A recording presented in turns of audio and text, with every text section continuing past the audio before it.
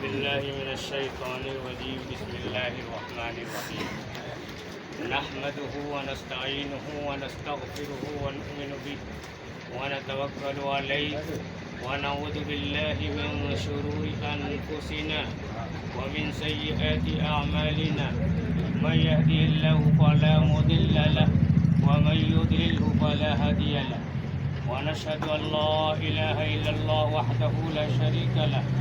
ونشهد أن سيدنا ومولانا محمدا عبده ورسوله أرسله بالحق بشيرا ونذيرا وداعيا إلى الله بإذنه وسراجا منيرا.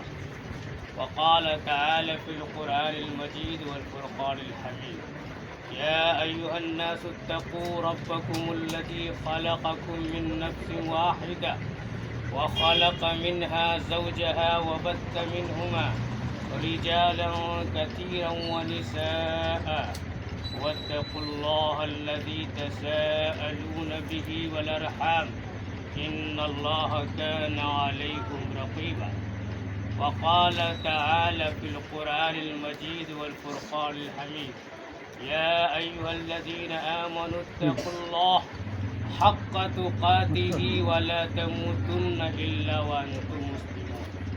وقال تعالى في القرآن المجيد والفرقان الحميد: يا أيها الذين آمنوا اتقوا الله وقولوا قولا سديدا يصلح لكم أعمالكم ويغفر لكم ذنوبكم ومن يطع الله ورسوله فقد فاز فوزا عظيما.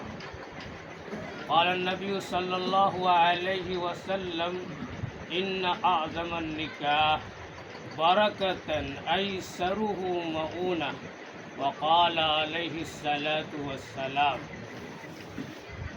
قال النبي صلى الله عليه وسلم: النكاح من سنتي.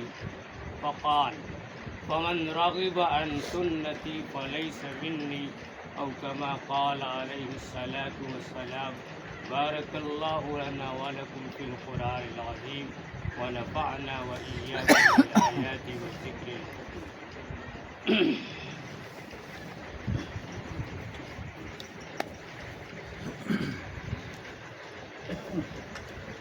بسم الله الرحمن الرحیم. دیکھیے ایسا ہے کہ نکاح جو ہے وہ سنت ہے، اور یہ سنت کے قسم ہوتے ہیں. کبھی کبھی سنت جو ہے یہ فرض بھی ہو جایا کرتا ہے. ہمیشہ نکاح سنت نہیں ہوتا ہے، کبھی نکاح فرض بھی ہو جاتا ہے اور کبھی واجب ہو جاتا ہے. اور وہ سنت جو ہم سنت سمجھتے ہیں کہ جیسے داڑھی رکھنا سنت ہے، اب اس کو رکھے تبھی چلے گا، نہیں رکھتا تبھی چلے گا، ایسا یہ نکاح نہیں ہے. سنت کے معنی یہاں پر ایسا سنت نہیں ہے، بلکہ سنت کی بھی قسم ہوتی ہے. کبھی کبھی سنت بول کر کے فرض مراد لیا جاتا ہے. تو نبی صلی اللہ علیہ وسلم کا یہ طریقہ ہے اور یہ ایک عبادت ہے. لہذا ہر مسلمان کو جو استطاعت رکھتا ہے اس کو نکاح کرنا چاہیے، اور بعض دفعہ اس پر نکاح فرض بھی ہو جاتا ہے. بہرحال نکاح میں جو خطبہ پڑھا گیا اس میں اللہ تبارک و تعالی نے ایمان والے کو کہا کہ ایمان جب لے آئے ہو تو تقوی اختیار کرو، یعنی گناہ سے بچو اور نیکی خوب کرو. آدمی گناہ سے بچے گا اور نیکی خوب کرے گا، تقوی اختیار کرے گا، تو اس کے لیے نکاح میں کیا ہے، برکت ہو جائے گی. خاندان جو آپس میں بن رہے ہیں اس خاندان کو حقوق ادا کرنا آسان ہو جائے گا نکاح کے ذریعے سے.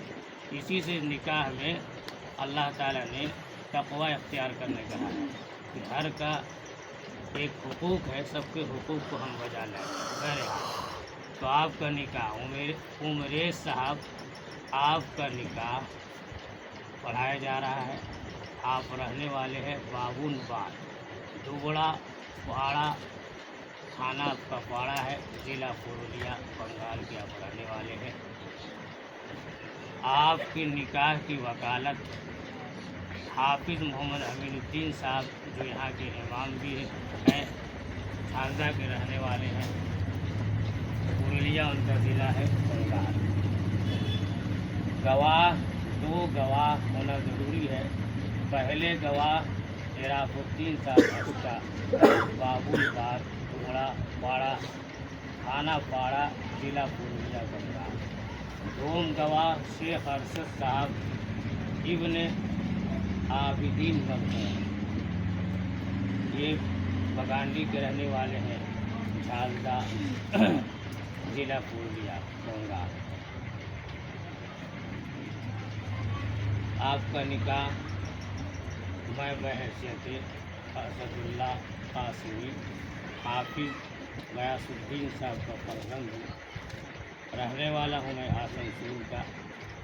آپ کا نکاح بعوض 25,000 روپیہ ادھار، علاوہ نان نفقہ و سکنا کے حافظ محمد امین الدین صاحب کی وکالت میں اور عراف الدین صاحب کے گواہی سے اور شیخ ارشد صاحب کی گواہی سے، اور تمام لوگ جو یہاں بیٹھے ہوئے ہیں تمام لوگوں کی موجودگی میں رجیدہ خاتون بنت صبر الدین مرحوم کی بیٹی سے آپ کا نکاح کر دیا، میں نے ان کے ساتھ کر دیا، آپ نے قبول کیا، زوجہ بنا کر کے رجیدہ خاتون کے آپ کے نکاح میں دیا، آپ نے قبول کیا۔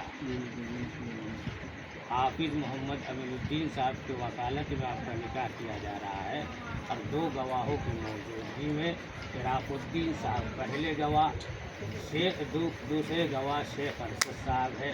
ان 2 گواہوں کی موجودگی میں بعوض 25,000 روپیہ آپ کا مہر ہے، ادھار ہے، معنا نفقہ و سکنا کے رجیدہ خاتون بنت صبر الدین مرحوم کی بیٹی سے آپ کا نکاح میں نے کر دیا، آپ نے قبول کیا، زور سے بولی، میں نے قبول کیا، بیوی بنا کے زوجہ بنا کر کے آپ کے نکاح میں دیا، آپ نے قبول کر لیا۔ میں نے قبول کیا۔ حافظ امین الدین صاحب، عراف الدین صاحب، شیخ ارشد صاحب اور تمام لوگ سن لیے ہیں کہ یہ قبول کر لیے ہیں رجیدہ خاتون کو۔ اللہ تعالیٰ قبول فرمائے۔ بارک اللہ و بارک علیہ و جمع